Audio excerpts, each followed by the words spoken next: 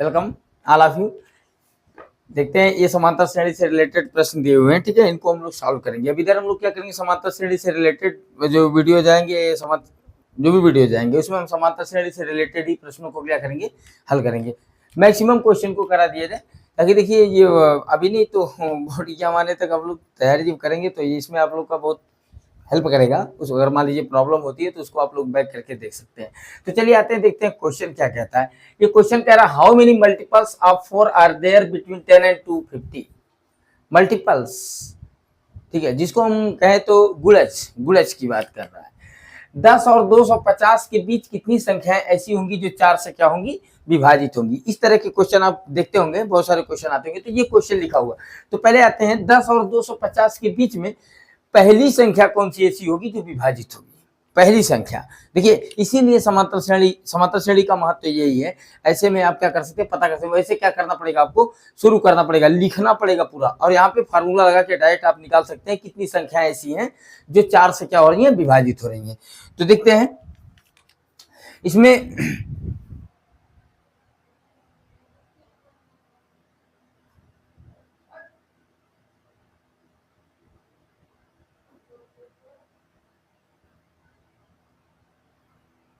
चलिए देखते हैं कि इसमें कितनी संख्या ऐसी होंगी। तो इस तरह से क्वेश्चन जब पूछे तो सबसे पहले आपको क्या करना होगा, देखिए 10 से पहले नहीं कह रहा है, पहले लिख लीजिए। देखिए 10 और 250, 10 और 250, 10 के बाद 11 पड़ेगा आपका, 11 के बाद 12 पड़ेगा, ऐसे डाट डाट डाट 13 पड़ेगा, dot dot dot dot dot करते हुए ऐसे ऐसे यहाँ पे मान लीजिए 246 पड़ेगा, 247 पड़ेगा और 248 पड़ेगा, 248 पड़ेगा और 249 पड़ेगा, फिर 250 पड़ेगा।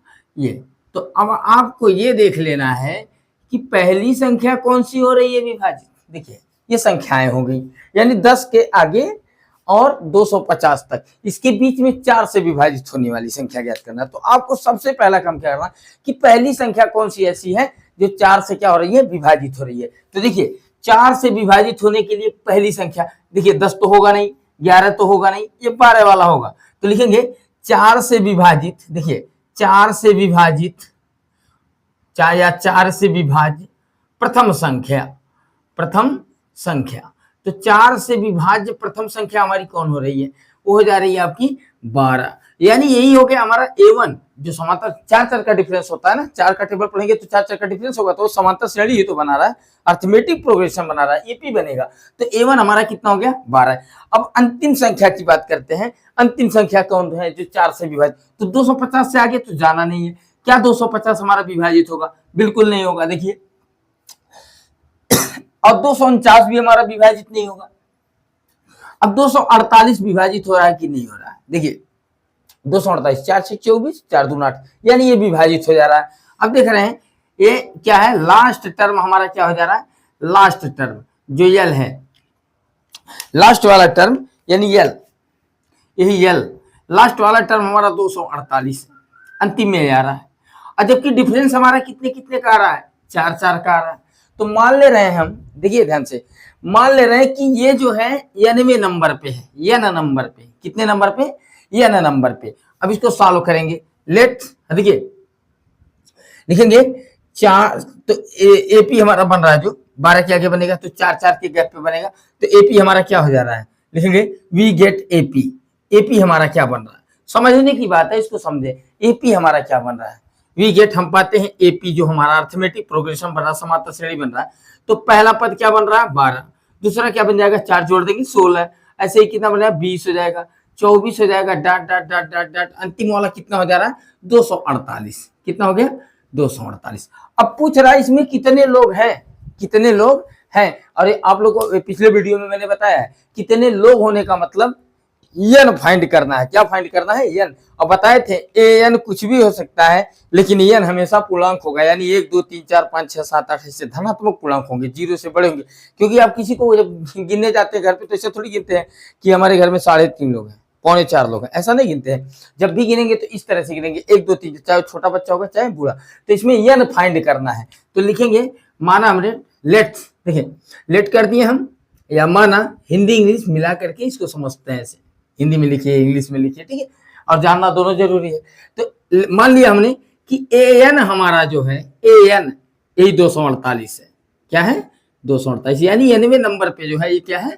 248 लिखा हुआ। अब फार्मूला लगा दीजिए। अब लिखेंगे an बराबर a plus n minus 1 into D. और वैल्यू देखिए यहाँ पे मिला हुआ है, तो an हमने क्या मान लिया है? 248। तो an की जगह कितना लिख देंगे? 248, क्योंकि यही पद है और यही बताना है कितने नंबर पे है, चौथे पे, पांचवें पे। और पहला पद हमारा कितना है? 12 हो गया। प्लस an का वैल्यू हमको नहीं पता है, यही पता करना है, n लिख देंगे। और डिफरेंस हमें पता है 4 4 का है। तो अब यहाँ पे क्या करेंगे हम? देखिए अब इसको कैलकुलेट कर दीजिए, n का वैल्यू भी निकल जाए। ये हो जाएगा 12 और प्लस 4n माइनस 4, यह हो गया। इस तरह से हमने क्या किया? ब्रैकेट ओपन कर लिया। अब 12 में से 4 यहाँ सब्सट्रैक्ट कर देंगे, कितना बच जाएगा आपका? 8 बच जाएगा। 8 प्लस 4n इक्वल कितना हो गया? 240 हो गया। और देखिए 8 इधर आएगा तो क्या होगा? सब्सट्रैक्ट होगा, तो यहाँ बचेगा कितना? 48 है। देखिए 8 इधर आएगा तो हम क्या कर लेंगे? सब्सट्रैक्ट करेंगे। और जब 248 में से 8 सब्सट्रैक्ट करेंगे तो आपका आ जाएगा 240। 240 इक्वल 4n। n इक्वल क्या हो जाएगा? 240 बाई 4। यहाँ डिवाइड कर लेंगे तो हो जाएगा 6 0 60। यहाँ पे हो गया n इक्वल कितना आ गया? 60। इसका मतलब ये हुआ कि 60वें नंबर पे ये है। कितने नंबर पे है? 60वें नंबर, 60 पोजीशन पे, 60वें स्थिति पर है, ये 60वें नंबर पे लिखा गया। इसका मतलब ये हुआ कि 10 से लेकर के 250 के बीच में, 10 से लेकर के 250 के बीच में अगर देखें तो कितनी संख्याएं विभाजित होंगी? 60 संख्याएं ऐसी होंगी, 60 संख्याएं ऐसी होंगी जो 4 से क्या हो जाएंगी? डिविजिबल हो जाएंगी, यानी विभाजित हो जाएंगी। तो n बराबर कितना आ गया? 60। तो इस तरह के क्वेश्चन को कभी लगाने के लिए, देखिए कभी भी लगाने को कहे तो कहे जिससे डिवाइड होने की बात करता है कि 5 से डिवाइड हो रहा है या 9 से डिवाइड हो रहा है या 11 से डिवाइड हो रहा है, 23 से डिवाइड, जिससे डिवाइड करता है वही डिफरेंस होता है। क्योंकि जिससे डिवाइड करेगा उसी का तो टेबल पढ़ेंगे, और टेबल क्या होता है? उतने उतने के गैप पे वो इंटरसेक्ट करते जाता है, यानी डिवाइड करने का काम करता है। तो आप ये भी देखेंगे कि जब भी कहेगा इससे और इसके बीच में, दोनों के बीच में कौन कौन सी संख्याएं हैं या कितनी संख्याएं हैं जो डिविजिबल होंगी इससे, तो आप पहली संख्या निकाल लेंगे लिख करके। इस तरह से पहली संख्या निकाल लेंगे कि कौन पहली संख्या है जो डिवाइड हो रही है। फिर अंतिम वाला संख्या लिख लेंगे, उसके पहले कुछ लिख लेंगे। फिर वहां से देख लेंगे कि कौन सी संख्या लास्ट में ये डिवाइड हो रहा है कि ये जो लास्ट में होगा उसको लिख लेंगे। और उसके बाद डिफरेंस वही होगा जिससे डिवाइड करने की बात कर रहा होगा, ठीक है। तो इस तरह से ये रहा हमारा क्वेश्चन, और इस तरह के क्वेश्चन को हम ऐसे सॉल्व कर सकते हैं, n का वैल्यू निकाल सकते हैं। आते हैं, देखते हैं नेक्स्ट क्वेश्चन की बात करते हैं। हिंदी में इसको समझे। कह रहा है कि यदि किसी समांतर श्रेणी का यमवा पद n है और nवा पद m है, यमवा पद n है और nवा पद क्या है? m है, तो सिद्ध करना है कि जो पीवा पद, एपी नहीं, एपी वो वाला एपी नहीं, पीवा पद कह रहा है m प्लस n होगा। तो आप ये बताइए, पहले तो किसी भी समांतर श्रेणी को निकालने के लिए अगर हमारे पास प्रथम पद मिल जाए और सार्वंतर मिल जाए तब तो हम उसको क्या कर देंगे? लगा देंगे। तो यहाँ पे देखिए दो इक्वेशन बन सकता है इससे, और जब दोनों इक्वेशन बन जाएगा वहां से a और हम d का वैल्यू निकाल लेंगे। तो चलिए देखते हैं। माना हमने लेट किया, लेट करते हैं, सॉल्यूशन में आते हैं सीधे। लेट कर रहे हैं, लेट्स फर्स्ट टर्म हमने मान लिया क्या? फर्स्ट टर्म a है, हमने पहला टर्म क्या माना? a। देखिएगा जब इस तरह से m n p q r s t u a b c d दिया रहे ना, तो आपको पहले यही काम करना है कि आप तुरंत क्या करेंगे? प्रथम पद को मानेंगे। तो हमने फर्स्ट टर्म यानी प्रथम पद को मान लिया a, एंड कॉमन डिफरेंस की बात करें, कॉमन डिफरेंस यानी सर्वांतर की बात करें, कॉमन डिफरेंस हमने मान लिया इक्वल d, ये हमने क्या मान लिया? d मान लिया, ठीक है। अब हम क्या करेंगे? यहां से ap को बना ले या फिर डायरेक्ट am इक्वल निकाले। अब लिखेंगे नाउ, लिखेंगे am equal a plus formula लगेगा m माइनस 1 इंटू डी, ठीक है। अब am का वैल्यू रखे, am कितना बराबर है? am बराबर n दिया है तो यहाँ पे लिख देंगे n, am दिया है तो लिखेंगे a प्लस, यहाँ पे हो जाएगा m माइनस 1 इंटू डी। यहाँ पे आगे रीजन दे देंगे बिकॉज am इक्वल कितना दिया हुआ है? n, यही वैल्यू तो हम रखे am की जगह पे, जो दिया था am की जगह कितना रख दिया? n, ठीक है। अब हम क्या करेंगे? यहाँ पे सीधे इसको, हमें वैल्यू किसका चाहिए? a और d का, तो इसको ऐसे रहने दे, इक्वेशन नंबर फर्स्ट मान ले। लीनियर इक्वेशन, इसमें वेरिएबल हमारा कौन है ये पहले समझे। देखिए इसमें हमारा जो वेरिएबल है a और d है, क्या है, ए और डी, यानी लीनियर इक्वेशन बनाए जा रहे हैं। और दिखने में तो लग रहा है एन है, डी है, एम है, ए है, इतने सारे दिख रहे हैं, लेकिन हमारा जो वेरिएबल होगा यानी जो चर होगा वो हमारा कौन होगा, ये ए और डी, इसी का वैल्यू हमको निकालना, जिसका वैल्यू निकालना होता है वही हमारा क्या होता है, वेरिएबल होता है। तो चलते हैं, अब आते हैं फिर अगेन दोबारा ये एन की बात करते हैं, तो लिखेंगे n equal a plus N minus 1 into d. अब एन किसके इक्वल है, एम के, तो यहां रख दीजिए एम इक्वल हो गया आपका कितना, a plus N minus 1 into d, equation number second. अब यहाँ देखिए, आप लोग पढ़े हुए, पिछले वीडियोज में मैंने पढ़ाया भी है, जो लीनियर इक्वेशन को सॉल्व करने का तरीका, एलिमिनेशन मेथड। अगर कोफिशिएंट इक्वल होते हैं वेरिएबल के तो हम क्या करते हैं, एलिमिनेशन मेथड ज्यादातर अप्लाई करते हैं। तो यहाँ पे देखिए ए हमारा इसमें भी है, इसमें भी ए है, ए का कोफिशिएंट 1 है, यहाँ ए का कोफिशिएंट 1 है। अगर हम क्या करें, फर्स्ट इक्वेशन को सेकंड इक्वेशन में क्या कर लें, सब्ट्रैक्ट कर लें। तो देखिए सब्ट्रैक्टिंग इक्वेशन फर्स्ट, देखिए सब्ट्रैक्टिंग, घटाने जा रहे हैं, subtracting equation first from second. अब ये ध्यान देना किसको सब्ट्रैक्ट कर रहा हूं, फर्स्ट को सब्ट्रैक्ट करते हैं, जिसको सब्ट्रैक्ट करते हैं उसका सिंबल बदल जाता है, यानी ये सभी सिंबल बदल देंगे, ये हो जाएगा माइनस, ये हो जाएगा माइनस, ये हो जाएगा माइनस, ये अंदर वाला नहीं बदलेगा, देखिए यहाँ का नहीं बदलेगा क्योंकि ब्रैकेट के लिए, पूरे ब्रैकेट के लिए यहाँ का सिंबल है। तो यहाँ पे एन हो गया माइनस, इसमें से इसको सब्ट्रैक्ट कर रहे हैं, यानी एम माइनस एन, इधर हो गया एम माइनस एन, उधर देखिए ये प्लस ए है, ए माइनस ए, यानी ए माइनस ए इक्वल 0 हो गया।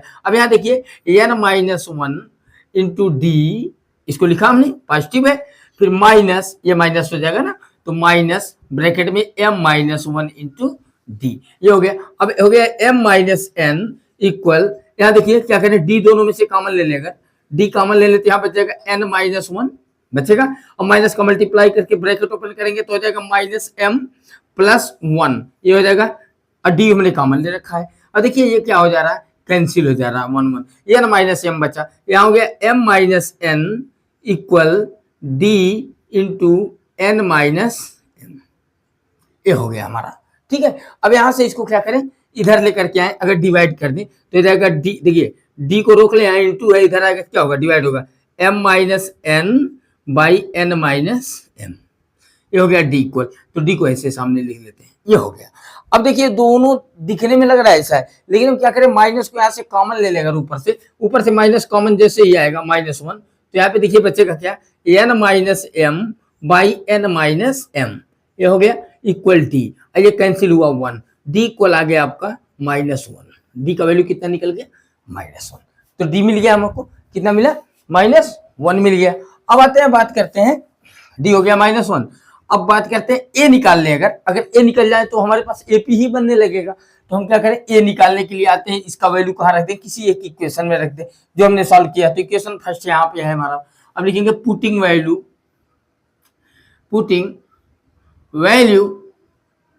ऑफ डी, किसका वैल्यू निकला है, डी, इन इक्वेशन फर्स्ट, तो इक्वेशन फर्स्ट में रखेंगे, इक्वेशन फर्स्ट हमारा यही है, ए यहाँ पे है, तो जाएगा एन इक्वल, ए है रहने दें ऐसे, प्लस, अब यहाँ देखिए क्या है, एम माइनस 1, और डी का वैल्यू कितना है हमारा, माइनस 1, क्या है, into minus 1।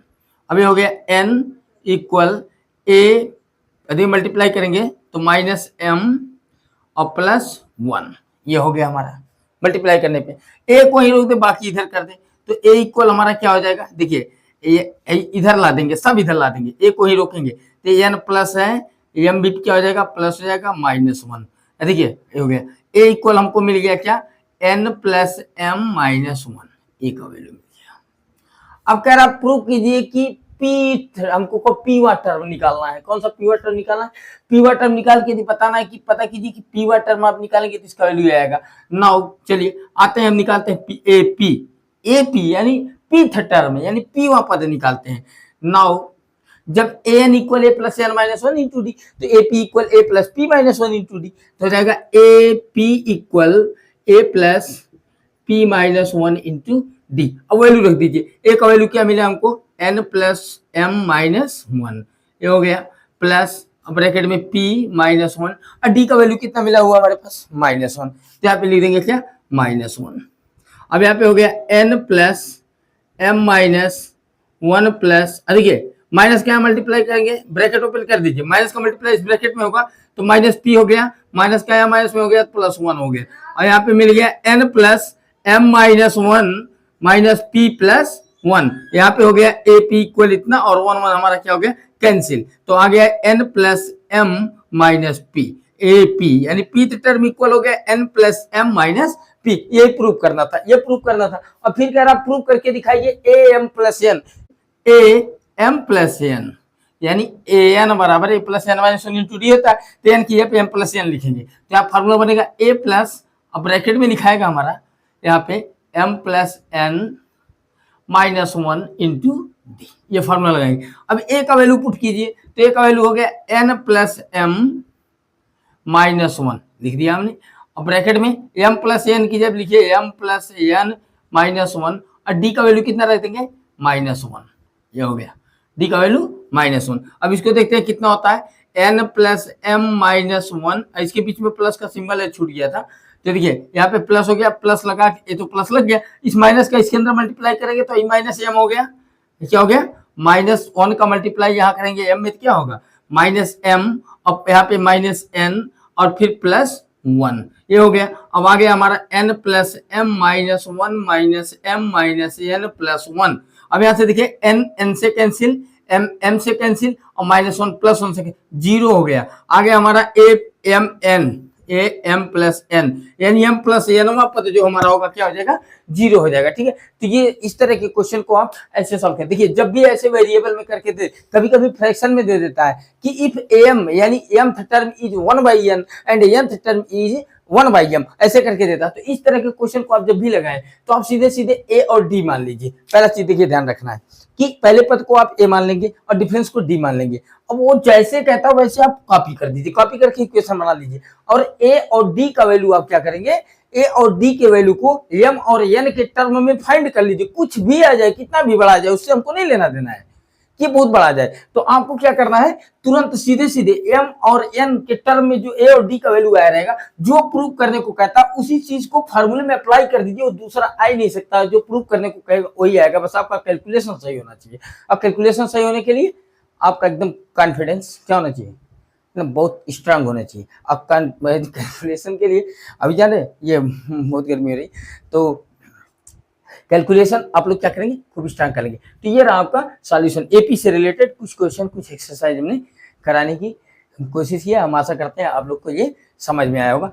Thank you for watching this video and I hope that you will cooperate with me always, all time. Thank you, all of you.